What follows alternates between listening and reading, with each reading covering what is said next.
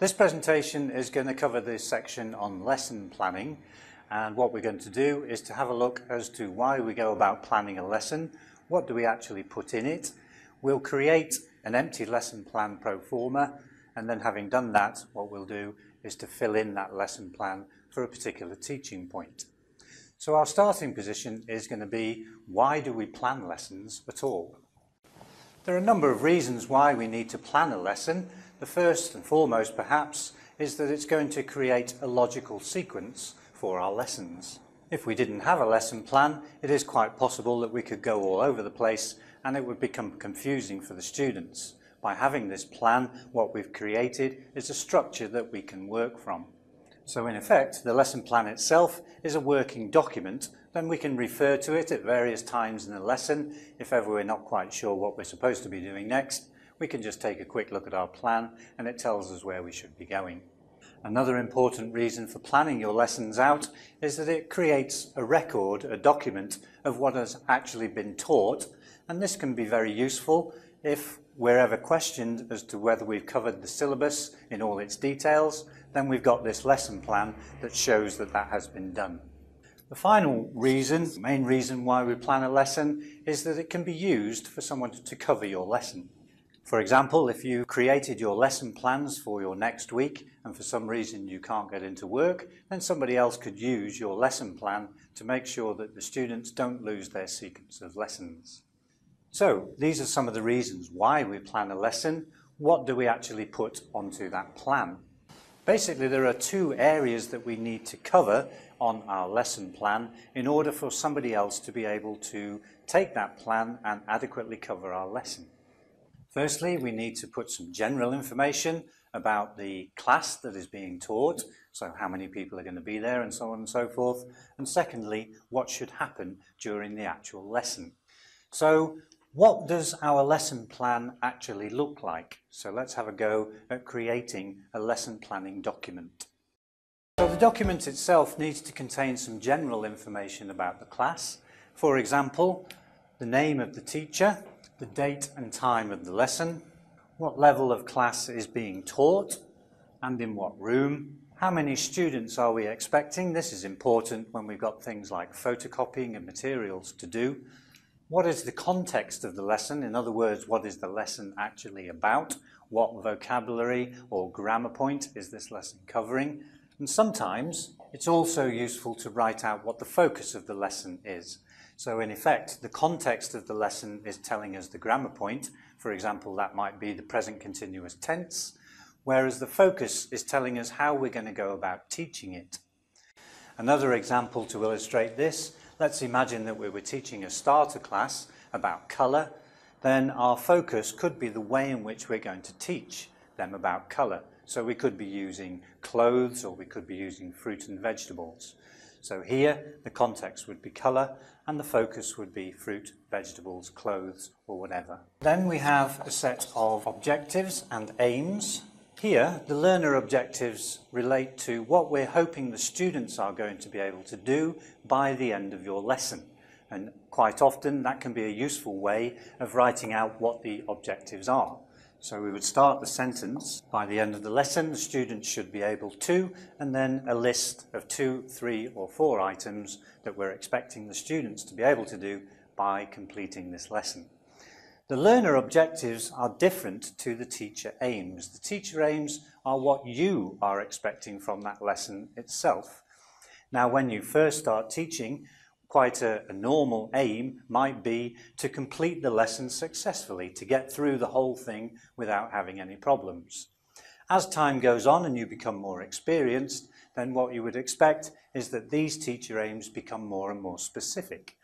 So some examples of things that might be in your aims here might be things like to improve my board work, to increase student talk time, and to reduce teacher talk time, and so on and so forth. The next section is going to relate to what we might call anticipated problems, and they'll be anticipated problems for both our students and for ourselves. The types of problems that we may anticipate from our students is that they will have difficulties with pronunciation, they may have difficulties with the level of the grammar and being able to put it into context, and so on and so forth. anticipated problems for ourselves. Types of problems that we can put in here would be things like making sure that we stick to the plan, making sure that the focus of the lesson is maintained throughout the whole lesson, and so on and so forth. So a set of problems, anticipated problems for the teacher and for the students. Now, because this is part of the planning process, if we've anticipated problems, then it's fairly reasonable to assume that we thought about what we can do if those problems do occur. So one of the examples we had here was that we were anticipating problems with their pronunciation. So a solution to that problem would be to do some form of drilling to help them with the pronunciation problem. One of the problems we had with the anticipated problems for the teacher was that we wanted to make sure that the lesson flows smoothly, and so we need to refer to our plan throughout the lesson. Now, this doesn't mean that we stand with a piece of paper in our hands. That doesn't generate any confidence from our students whatsoever, but there's no reason at all why we shouldn't have a set of bullet points on a piece of paper on a desk in front of us that every now and again we can just refer to quickly to make sure that we're following our plan in sequence. Okay, so we're going to use this pro forma as our lesson plan, and we're going to fill one out as though we were planning for an actual lesson. So we start off with some basic information about the class, so the name of the teacher, date and time, and the class level. In this particular case, our class is going to be an elementary class, and the room will be room 3. Having looked through the registers, we see that the expected number of students for this particular class is going to be 10. This will help us in creating our worksheet copies. The context of the lesson for this class is going to be the present continuous tense, and it may well be the first time that this particular level of class has been introduced to this tense. So our focus is going to be fairly general, and it's going to look at actions that are happening around now. The teaching aids is basically anything that we bring to the lesson that will help us to teach it. So we know that in our study phase we're going to be using some worksheets, and during the activate phase we're going to be doing an activate activity. So here you can fill in worksheets and activate activity. Then we've got our learner objectives and personal aims. If you remember, the learner objectives are what we are hoping the students are going to be able to do after the lesson has been taught. So we're hoping that by the end of this lesson, the students are going to be able to both recognise and to be able to use the present continuous tense. The personal aims for my particular lesson are that I'm going to improve upon a couple of things, which are both my board work and my elicitation techniques from the students. A couple of anticipated problems for the students: pronunciation, first of all, and secondly, using the present continuous tense in a real context. Anticipated problems for the teacher. I'm afraid that I may get drawn away from the actual lesson plan itself, so following the sequence of the lesson.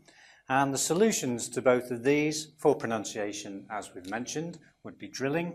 And for the students using the tense in context, that would be part of our activate activity. And one of the things I can make sure that they can do to overcome this particular problem is to have a strong study phase. By having that strong study phase, I can check that the students do understand this particular tense and its context before they actually try to use it. For the anticipated problems for the teacher, following the sequence of the lesson, again, is to have my plan available throughout the lesson. So now we're going to fill the actual procedure of the lesson plan out itself. We mentioned at the start, the first thing we do is to get some general information about the class that we'll be teaching, and then in order for someone to be able to cover our lesson, we need to present enough information in our lesson plan that they can actually carry it out. What I'm going to do is, for each stage of the lesson, I'll indicate what I'm going to do in the lesson, and then we'll cut away from that to have a look to see how that will actually be achieved. So our lesson is going to be based on a 45-minute lesson, and the first phase is going to be the engage phase, and it's going to be a straight arrow ESA lesson. I'm going to take approximately 5 minutes on my engage phase, And in the interaction box, what I'm going to do is to put down what I think is going to be the major overall interaction during that particular part of the lesson. There are three choices that we can use in this particular one. Either the students will be talking mainly to the teacher will be talking mainly to the students, or the students will be talking to each other. For my particular plan, the students, on the whole, will be talking to me. So, what am I going to do in my engage phase? I'm going to ask the question, what are you doing right now, to generate the subject-verb agreements between a number of different subjects and their verbs. So, to cut away from that, if we imagine that we went around the class asking various people, what are you doing right now, then we may generate some sentences that could possibly look like this. So John says, I am listening to you. Kate says, I am sitting. What I can then do is to ask another member of the class, okay, what is John doing, but you can't use his name. So I may get the answer, and what is Kate doing, and you cannot use her name. What I could then ask the students is, okay, could you give me another example of using this with somebody else? And I can then ask them, what are both Kate and this other person doing without using their names? So I get an answer like that. So, ask the question, what are you doing right now? And I get a number of subject and verb agreements for that particular thing using these sets of verbs here. And we can then move on from that to the study phase. The first part of my study phase is going to be the board work, and I'm going to use the information that I generated in the elicitation part of my engage phase to move on to the actual board work. What I'm going to do is to show the structure of this particular tense. So the phase is study. I'm expecting to take about 10 minutes on this particular part, and again the interaction will mainly be the students talking to me. So how am I going to achieve that with this information? Well, we could ask the students to have a look at the sentences themselves and to tell us what they can see. If we look at each of the first words in here, then at this level I should hopefully be able to elicit from my students what each of these words have in common.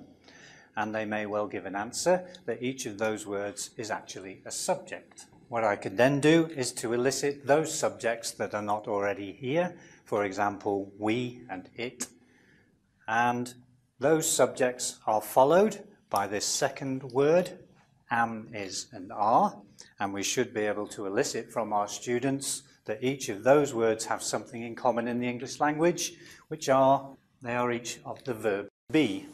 Finally, we can look at the third word in each of these and find out what they have got in common. And the most obvious thing that they have in common, despite some spelling changes, is that they end up with ing. The thing that goes before those ings is some form of verb, to sit, to listen, and so on and so forth. And so the third word is the verb plus ing. So in this way, I'm showing the structure of the present continuous tense in the form of this model. Subject plus verb be plus the verb ing. Having elicited this particular structure, what I'm now able to do is to move on to the actual study activities. Typically they will be in the form of worksheets to check that the students actually understand this information. So I might prepare 3 activities. They may not do them all, but for example, I could prepare these 3 study activities. So the first one is going to be a fairly straightforward matching activity, where perhaps they match the subject to its correct verb to be in that part of the sentence. The second one is going to be a gap fill. For example, I might use this verb here and ask them to complete a sentence using that verb so that I can check that any spelling changes that take place are correct.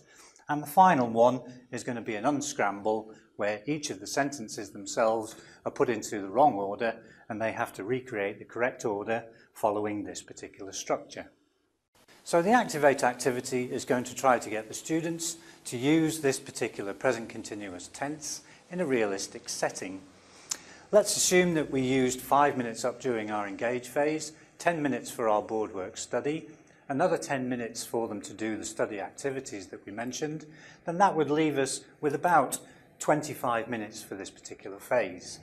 One of the reasons why there is such a long period for this particular part of the lesson is that it's when the students are actually going to be talking to each other using the language in a realistic way. So our interaction is mainly going to be student to student, and then they will feed back that information to us on completion of the task, so it will also be student to the teacher.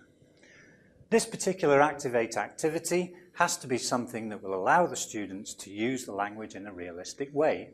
So an example here, each student is going to get an activity picture card, and on there will just be a simple cartoon type picture showing some form of action taking place.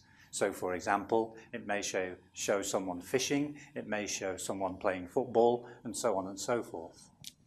They're also going to get a questionnaire, and on that questionnaire there's going to be 2 questions that they're going to ask each of each other. What is your name and what are you doing right now?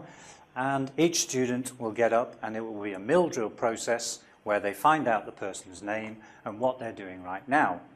What each student will report back is the picture that they have, what activity is it showing, and so for example they will say, I am playing football, or I am cooking a meal, and so on and so forth.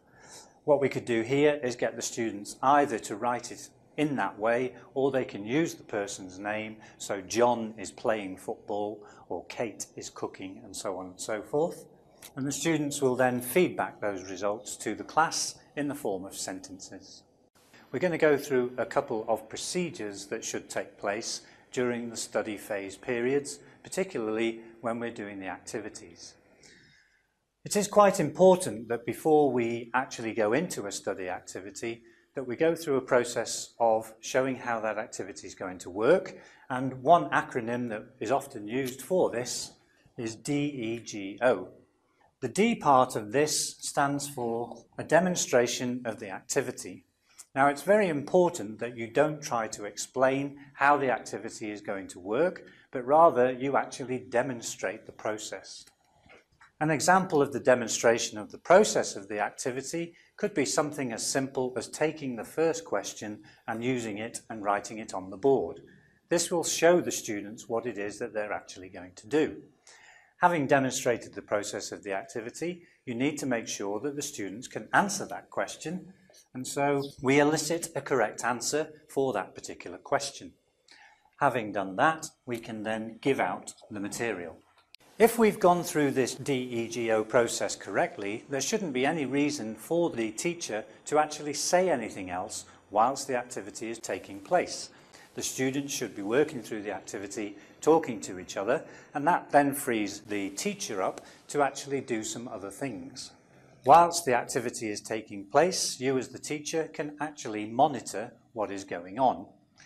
Well, what do we actually do whilst this monitoring is taking place? You can actually go around the class. Whilst you're doing this, however, it's very important that you don't stop the students from working. So monitor from a distance so that you're not actually interrupting anyone. And some of the things that you can be noting down whilst you're monitoring is their progress. It's useful to monitor their progress because once the activity has been stopped, you're then going to feed back their answers, and it's important that you know who has done what. You don't want to be asking a particular group for their answers to question 7 if they haven't completed it. So check to see what their progress is, ready for when you get to the feedback.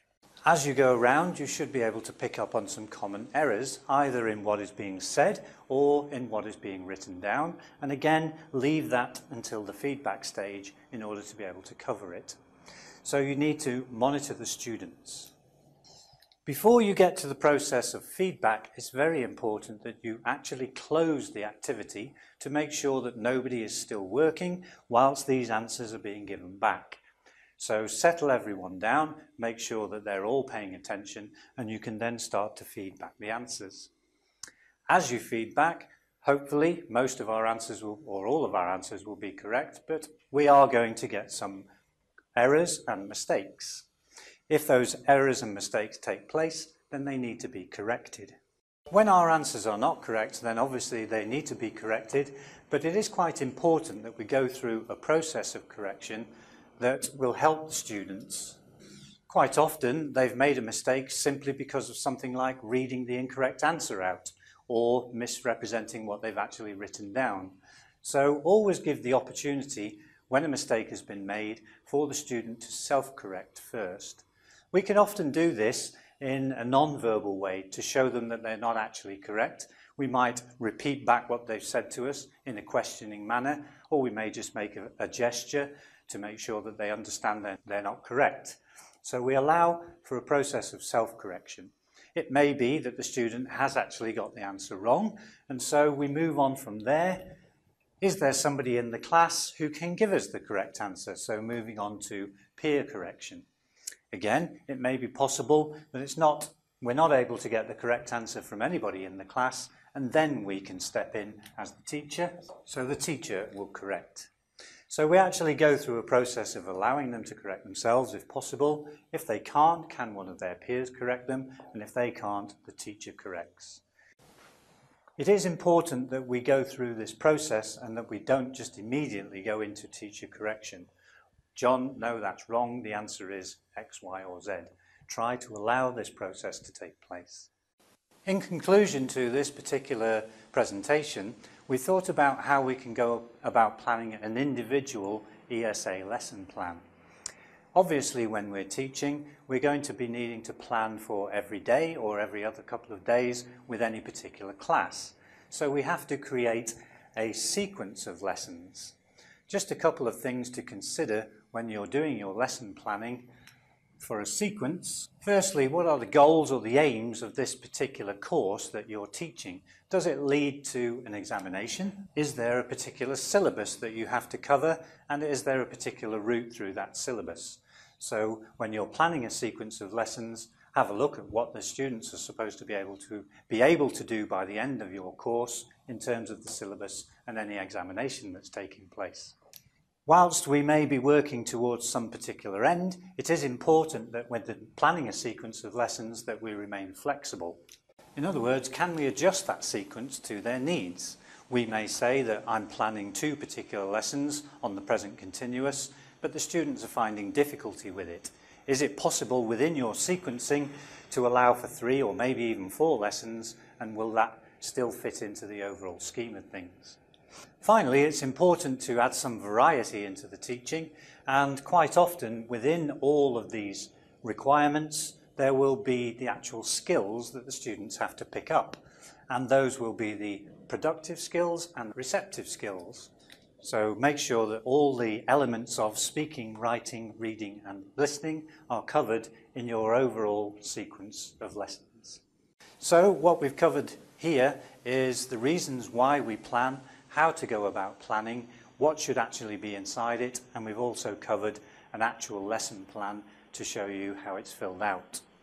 Hopefully, by planning your lessons, you will give yourself a clearer focus as to where your classes are going, and it will present much more straightforward classes to your students.